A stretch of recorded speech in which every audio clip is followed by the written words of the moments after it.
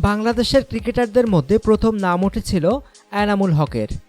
এই উইকেটকিপার ব্যাটসম্যানের প্রতি আগ্রহ দেখায়নি কোনো দল। পরে একই ভাগ্য মেনে নিতে হয়েছে বাংলাদেশের আরও 3 ক্রিকেটারকে। আইপিএলের নিলামে দল পাননি কেউ। সোমবার বেঙ্গালুরুতে হওয়া এবারের আইপিএল নিলামে এনামুলের পাশাপাশি মাহমুদুল্লাহ, মেহেদী হাসান মিরাজ, সাব্বির রহমানকে নেয়নি কোনো ফ্র্যাঞ্চাইজি। সবারই ভিত্তিমূল্য ছিল 30 লাখ ভারতীয় রুপি। নিলামে থাকা বাংলাদেশের বাকি 2 ক্রিকেটার তামিম ইকবাল ও তাসকিন আহমেদের নামই ওঠেনি। এবারের নিলামে সবচেয়ে বেশি দামি ক্রিকেটার বেন স্টোকস। 14,50,00,000 ভারতীয় রুপিতে ইংলিশ অলরাউন্ডারকে দলে টেনেছে রাইজিং পুনে সুপার জায়ান্টস। তবে অলরাউন্ড সামর্থ্যের কারণে স্টোকসের প্রতি দলগুলোর আগ্রহ বিবেচনায় পারিশ্রমিক খুব বড় চমক নয়।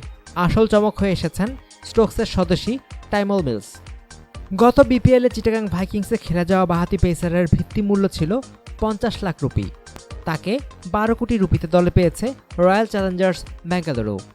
বড় অঙ্কে দল পাওয়া আরও উল্লেখযোগ্য কয়েকজনের মধ্যে দক্ষিণ আফ্রিকান ফাস্ট বোলার কাসিগো রাবাদা 5 কোটি রুপিতে দিল্লি ডেয়ারডেভিলসে, একই পারিশ্রমিকে কলকাতা নাইট রাইডার্সে ট্রেন্ট বোল্ট, 4.5 কোটি রুপিতে দিল্লি ডেয়ারডেভিলসে প্যাট কামিন্স। 2 জন আফগান ক্রিকেটার এবার দল পেয়েছেন আইপিএলে।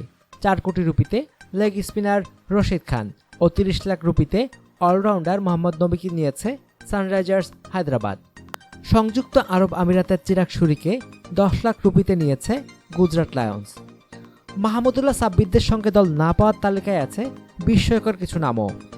ভারতীয় হয়েও দল পাননি ইশান্ত শর্মা ও ইরফান পাঠান।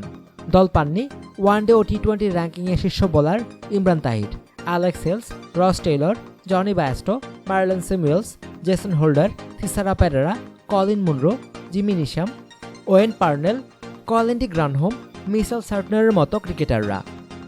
অনুগ্রহপূর্বক সংবাদটি শেয়ার করুন এবং খেলাধুলার সর্বশেষ খবর জানতে স্পোর্টস লাইট সাবস্ক্রাইব করে রাখুন। ধন্যবাদ।